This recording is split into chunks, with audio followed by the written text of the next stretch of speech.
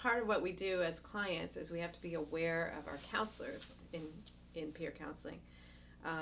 The counselors are not professional counselors, so we want to choose our topics according to what the counselor has good attention around, right? So if I had issues that I needed to work on about redheads, I probably wouldn't want to do it with Radha. You know, if I was needing to work on my issues about older men, I wouldn't want to do it with Bob. You know, if I was tweaked out at my partner, I wouldn't want to try to have a session with them about them. That's the hardest thing. Mm-hmm. You can actually do it. You can get to a point where you can do that, but it's not a beginning technique. It's like you really got to be steady and grounded to have somebody working about you. Mm-hmm. And you have to take them back to the early thing as soon as you can.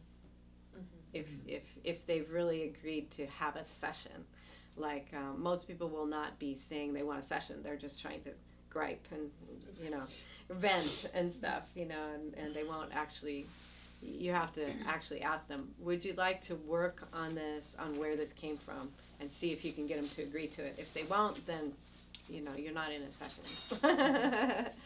You're in something that probably you could use nonviolent communication with. Mm-hmm. Yeah. Yeah. The work that we're doing is when you have actual agreement with someone, like we have agreed to give each other attention. As a client, I've agreed to go inside myself and explore myself and feel my feelings and take responsibility for them, right? As a counselor, I've agreed to focus on you, support you, think well about you, and help you in your process. That's our agreement. So when you're in everyday life and people start venting or griping at you or whatever, those are different situations than an agreed upon session. You can sometimes convert it into agreed upon session. Mm-hmm. And actually, when you get good at counseling, sometimes we unawarely counsel people.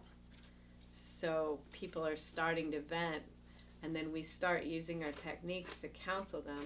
And then they start getting into it way deeper than they thought, than they were expecting to, than they wanted to, and they find that they've told you a lot more than they really feel comfortable with, and there was no container, and then they get really freaked out. So you're gonna have to watch that too. Yeah, but I can see how if it was a friend or a partner, it'd be really hard to keep track of what happened in an official session and what was the rest of your life. Right. Mm-hmm. And you might have to do a lot of like, can I refer to that, you know, and you, the other thing about it is that, and this happens also after sessions. So I've had a session, you've had a session, and session's over, and we're about to leave. So it's really tempting to start chatting about the session. Yeah. And the content of the session. Sometimes it's useful to chat about the process of the session. Like, it really worked when you held my hand, or it really worked when you said this particular thing. But because that's informative for training purposes and just being a better counselor, having a better relationship. And in some co-counseling modality, they do that after every session so that you can learn and build your relationship at how to counsel each other better. So that's okay, but it's really tempting to start talking about it again. So if you start talking about it again, then what's going to happen? You open it up for them. And it's not held the way it was anymore. Uh-huh. It gets muddy. It's not held. You don't have an agreement about time. Mm-hmm. But you can end up staying there another 15, 20 minutes, but you haven't actually agreed to do that. Mm. And that's another thing about doing sessions, is it's really good if you can make agreements about time in advance, and then if somebody's really in the middle of something and you have a little extra time, you could, as the counselor, say, you know, your time's almost up, but I could go longer. Would you like another 10 minutes? And make an agreement about that rather than just letting it go, right? I have a quick question. Yeah. I noticed on a couple of the quick sessions that we did that I want to ask some clarifying questions, but it's not really clarifying. It's just like to give me a context. And I don't want to do it while I'm listening. Is it okay to do it right after? No. It's not. No. So when is an appropriate time to do that? Well, we'll talk about this more next week, but basically you don't want to ask questions out of your own curiosity. Ever. Because you don't really need to know. Okay.